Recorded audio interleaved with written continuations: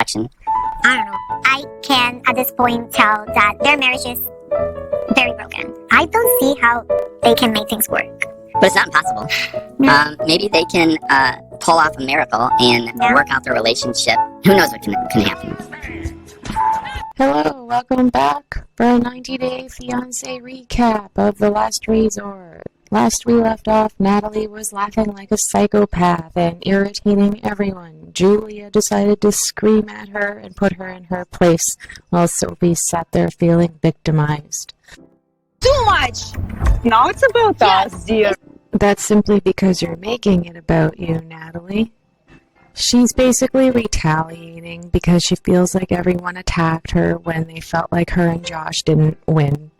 And she's lashing out, which is ridiculous, proving how childish she is. And it felt like really wrong, and I have nothing against people. You have no respect for therapy, bro. Like, don't talk. Did I interrupt? Yes, you laughed while I spoke. Every time you're like, ha, like a child. It's disrespectful. Okay. Yeah, that would be really annoying. She doesn't give a fuck about anyone but herself. It's okay. I take it. Josh calls everyone else two-faced when he's the one displaying two-faced behavior. He claims that he has Natalie's back, but to me his body language indicated that he was embarrassed. And, I think that Natalie felt attacked by everybody, and so, I'm, getting her back. It was all bullshit. Bullshit. Like a devious little child, she's been enabled. So moving right along, despite that ridiculous display, Julia is able to be vulnerable and open up with the group about her potential infertility. She's frightened would Brandon leave her if she ultimately could not provide him with a child. Brandon actually impresses me at this moment and steps up and is very supportive. And that's wonderful. No, and absolutely not.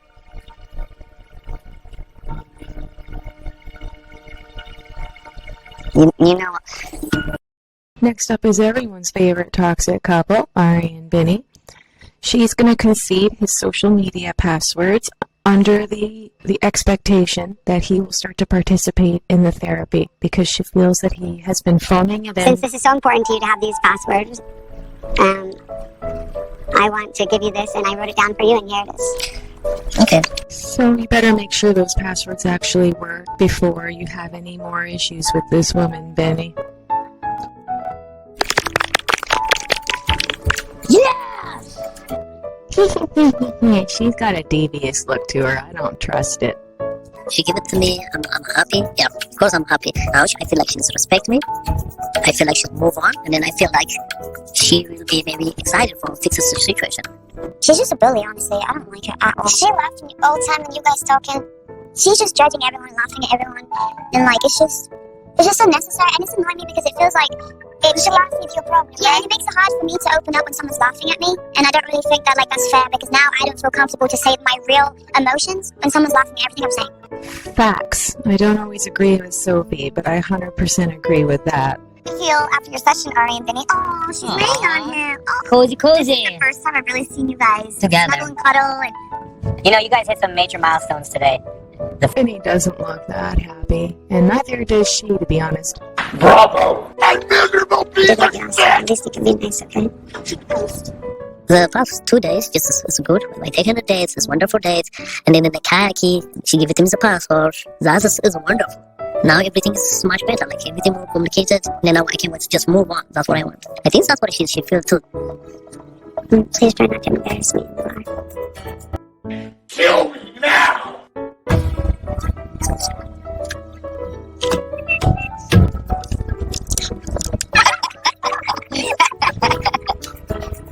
That's what I'm talking about. Oh my god, she's so annoying. He can just never have fun, ever. You're going to drive me crazy. Just tonight, just spend some time with me. I'm gonna kill myself! Wow. I'm going to kill myself, and it's your fault! Can you do that for me?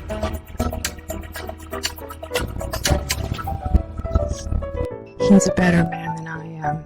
Because I wouldn't, out of spite, out of being annoyed. So now the gang decide to light up a pizza pub. And they come in not as rowdy as they did at the last dive bar that they hit up. If we don't... No?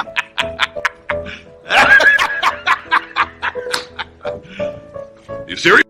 Yeah, it's like typical as walking space. It says right on the sign of the place, the establishment, Pizza Pub. It's not a fancy-ass club, you guys. So pretentious. Just order a beer. So Florian tries to get his new boyfriend to sit with him so they can get rowdy, and Jasmine decides to kibosh that, like the wet blanket that she decides to be. Here. Yeah. No. Okay. What? Listen to your words. Jasmine goes on a long-winded rant that she doesn't want Florian getting Gino rowdy tonight, and that they're here for therapy, not to party, blah blah blah blah blah blah blah. It's not a good look for her. If she would just let him get drunk and have fun, maybe he'd plow her. All I'm saying. Can we go talk for a minute? You want to talk about them? No! God! So Ari, the sneaky snake, decides now is an appropriate time to pull Benny aside to talk. It was pointed out that this wasn't a good move, that they should have waited for the mediator, the counselor, to do this, but she didn't. And I think I know her motive. Trying to figure things out. So is that a good thing or is that... That's a good thing. It's not a good thing because she interrupts him, gaslights him, and doesn't take accountability for her own behavior or her own lack of communication. For example, she wants to talk about his cheating from 5 years ago rather than the recent cheating, which is stupid because he already explained this situation from 5 years ago. She really wants answers from the recent situation. I want to give him a real chance to come clean about this infidelity just with me and not in a group therapy setting, not with the therapist, just one-on-one.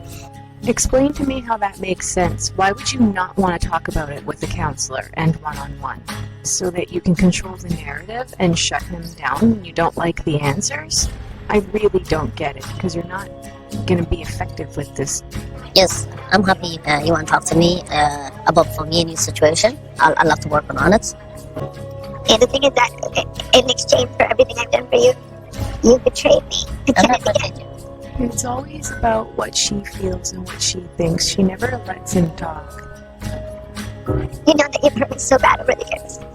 And I just want you to admit that what you've done has really hurt me and destroyed me. Just when I think you've said the stupidest thing ever, you keep talking. I swear my vida, I'm saying the truth. So whether he's lying or not, I really don't like this swearing on his son's life BS. I have 2 sons, and it doesn't matter what I did, I would never swear on their lives. It's just bad karma, bad juju, bad luck. Don't do it. Obviously, I'm really upset about the present infidelity, but I feel like it might be easier for Vinny to talk about something that happened in the past rather than something that's happened recently. And so I want to talk about the past. I believe that he cheated when I was pregnant with Abby. It's not really about the timeline or who it was with. It's more just about if he doesn't acknowledge the past mistakes, then we can't move on until we fix it. But Yeah, straight from her nonsense mouth. Can you follow that logic? So, Binny admitted on Between the Sheets that he was cheating on his girlfriend with Ari. She was the side chick. She got pregnant within 3 months, and he left the other girl to be with her. Which just speaks volumes about both their character, in my opinion. Okay, let me answer. I didn't interrupt you. If you interrupt me, I will move. Let me finish. and you were there. Let me finish now. I told you, if you interrupt me, I will move. You can talk later. But you have a made-up story. So now it's my turn to talk. She didn't even let him finish. This is why this woman frustrates me so much, and I feel like she isolated him on purpose because a counselor would have forced her to shut up and let him speak. So we have like, I don't swear on my son's life, not like you. fuck his face. Her and the girls are going to be so insulted, like that was just the worst thing that he could have ever done. Hey, how are you, girl? What happened? I just confronted Vinny about one of the times he cheated on me. And so what he did was he just went, you, and then he just walked out. Yes, that's exactly how it went down, verbatim. So while Ari gets all the comfort from the women, Binny gets all the comfort from the men. He explains what happened on his side of things. And just like Josh, essentially just wants to move forward for the family, but feels like Ari's punishing him and won't let them move on. And she wanted to blame me. I tell her, if she want talking about for now, when I did this stuff, I have a reason. Let me explain for you. She don't want talking about it. So the bartender kicks these cretins out, and they all head back to the resort. Julia spoke with her mother, and she agrees with Brandon that they should get a second opinion from a doctor in America. So Brandon's being super supportive, and Julia's feeling like therapy has actually been successful and they've actually accomplished something. What a cute and touching moment. I've always liked Julia, but seeing Brandon be supportive like this is nice. Next up on the shit show docket, Reba, the sex therapist, is coming to do the private play session with the paintbrushes with Josh and Natalie because they missed out. First therapy together, and it's going to be sex therapy. Oh, I'm excited. I am dead inside. Natalie is super excited, and Josh couldn't be more disgusted. Like a child before Christmas. Wow, now we get to say, la la la la la. I want my sex therapy. No! God, please, no! No! No! No!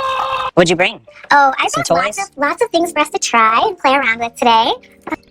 Natalie is giggling with excitement to do this activity, and Josh whines and complains that he doesn't want to have the taste of sugar or the stickiness all over his body. It's very strange what a stink he puts up about this. Well, I don't really want to put that on my body. Well, we're gonna lick it off. I just don't like messy. You can literally wash right after, which he ends up doing. I really don't understand. Maybe he's on a no-sugar diet or something. So I want to know, like, how comfortable are you guys being vulnerable with each other? Because sex is more than just about pleasure. It's very much about intimacy and being vulnerable and feeling naked in front of each other. Please, it's a nice game. Please for me. Please, Josh! I want to do it. So Josh eventually caves and does the painting on Natalie's erogenous zones. And when it's his time to lick it off, he wipes it. And this is very insulting for Natalie. What? I'm going to remove it.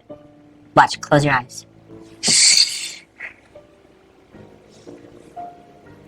I'm really wondering what Reba's thinking at this moment. Is she thinking ill of Josh, or is she thinking that she's made progress? But you don't kiss me. I wanted to kiss you. Why you don't want to remove your lips? I just don't want to lick the syrup. Okay. For people like him, sugar-free. Okay, yes, I will keep that in mind. Sugar-free next time. Josh, now you are the person that we're going to explore, and we have limited pickle fish. No. So Josh continues to be a stick in the mud and puts his foot down that he doesn't like PDA, and that he's not comfortable with doing this activity or stripping in front of the sex therapist. So she compromises and leaves the room so that they can do the exercise without her. And you can see just how thrilled Josh is. I do not like PDA. Okay. I don't like it at all. I have my moments with her, like, in private. Yeah. I just don't like to, I'm just not, I just don't like it. Yeah, I get it. So the therapist leaves and they get down to it. Josh is being picky about the flavor going on his body, even though he's not the one tasting it. Fuck yeah, this is the shit. Kill me now. And literally the second Natalie finished, he runs off to go wash. Once the therapist returns, Josh opens up about an actual concern of his regarding their sex life. He opens up about how whenever they're intimate, the next day or the following days, Natalie becomes extremely dependent with high expectations. We are intimate. The next day is usually not the best. Okay. He talks about his routine and his boundaries, and this is really upsetting for Natalie because she wants to be involved in his family especially. And he explains that until her mood swings and blow-ups stop, he can't have her around. She wants a lot more of, like, me and my time, stay here, like, let's go have breakfast, let's do this. But, like, my time is, like, methodically thought out. I have a call at 10:15, meetings. And so I do not like that disturbed. Why? Why are you the way that you are? Because that is, like, my livelihood. I also have a 7-year-old daughter, and my son, he was in a tragic accident. Look at Natalie's face. She does not care about these reasons. I don't think she has empathy for others. I wonder if she is a psychopath. How it's gonna be? How my life gonna be? Sure. I I've want family. not agreed And to you knew have a it. family. What do you mean you not agree? You said you're gonna work on it. I've never agreed to have a family with you. Natalie having her Pikachu face moment. Like she's never heard him say this before. She's broken up with him 3 times about this not wanting to start a family with her business. And he comes back and sucks her right back in, promising that he's going to work on the relationship, and she feels this isn't fair. We're getting a little out of hand. No, you cannot do this to me. Okay. Natalie starts to unwind and lose it as her BS processor maxes out and crashes. I think that's why we're here trying to figure it out. Natalie, wow. Natalie, I think we're going to take a breather. I think we need to take a step back. Asshole. Josh. Yes. So Reba asks Josh point blank what is he here for, and he opens up, explaining about Natalie's mood swings and her blow-ups, and that is the thing that is preventing him from actually committing to her and bringing him into his family. He can't have that, and he needs her to change. Here. I'm here to see if we can have a normal relationship. Okay. I'm hoping that, like, being here is, like, going to calm some of this lashing out at everybody. Like, I need that to be fixed. If that is not fixed, there's no relationship. 100%. Because I can't bring that around my family. I can't bring that into my home. I can't. Reba's excited because she feels like this is an honest breakthrough with Josh, but because Natalie is not hearing what she wants to, she reverts back to the maturity of a 4-year-old. And what's even worse is when Reba tries correcting her that she needs to let her partner feel without being offended, she gets angry at her and shuts down the whole thing. Stop. I'm just leaving now. Okay. Stop. Don't let me speak. Natalie. It's actually disgusting how Natalie behaved. This therapist could have had some serious breakthroughs. You have to allow your partner to have feelings in the same way you do. Yeah, so because Reba didn't take Natalie's side, she kicks her out of the room and sends her off with all the paintbrushes, chocolate, strawberries, and fruit, and slams the door on her ass. It's really shameful. Put your She never actually hears anything that she needs to or takes it out on the right person. I can't with this whole scene. It's just so cringy to me. To see this young, beautiful woman sucking up and begging to this equivalent of a human toe of a man. You tickle me. Don't tickle me. You're tickling me, crap. He couldn't be any more disgusted by her. And he projects and blames her for it. He's used to it being transactional, and now he needs some form of power, so he's using sex against her. He should just be honest and leave her, if this is how he feels. I love you. Kiss me. No, I don't want you right now at this moment. Kiss me. Not at this moment. Later. Jasmine's BS processor hits its load. So you know what I ask? Pretty simple. I'm not looking at a makeout session. Manning up. I'm not looking to do that right now. I'm not even talking about sex. That is the problem. I'm not even talking about sex. That is the problem. That'll give you an idea where I am at right now. Like, yes, where are you at? I need to understand. Where are I you just at? want to try to build our friendship up. And So you want us to be friends? No, I want us to build a foundation. That's we why don't. we're married. We do not have a foundation. So what's your I married then? Why did you marry me? And I am going to go at my pace. I don't care about anything. I I'm didn't going to go ask at my pace because it's me that matters. You know, I'll make the I decision. didn't ask you for sex. I just asked you for, I don't care. for a kiss. But you keep asking and asking and asking. You keep wanting to go more and more.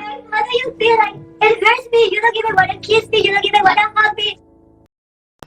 Next time on The Last Resort, Brandon and Julia get to enjoy their prize of the honeymoon suite. Yay! Maybe after having some success in their relationship, they're going to get down and dirty. Brandon's giving off Hugh Hefner vibes. Ooh, bang, bang, walla walla bang bang. You are horny little creature. Giggity giggity. Giggity goo. Stick around. I mean, I was hoping tonight we're gonna get some intimate time, That's not invited me. That is our bed. but looks like we're gonna have a party instead.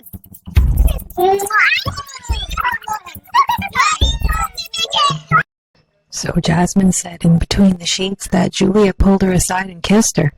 It's interesting that she didn't experiment her bisexuality with Sophie. She picked Jasmine. We had a conversation this morning, and Josh said in his life he needs stability, and you're a little all over the place. What does it mean? Like you're crazy. Crazy. I don't know what to believe anymore. And now he's not answering the phone. I don't even know if he's at the resort anymore. What if he's gone?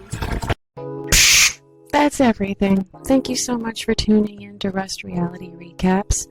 Let me know what you think down below in the comment section. I love reading all your comments and feedback. If you're new here, please do consider subscribing. Hitting the like button and sharing really helps me with the algorithm in order to help my channel grow and be seen by others. Thank you so much, and come back for more. Have a good night. Bye-bye. Giggity giggity. Giggity goo. Stick around.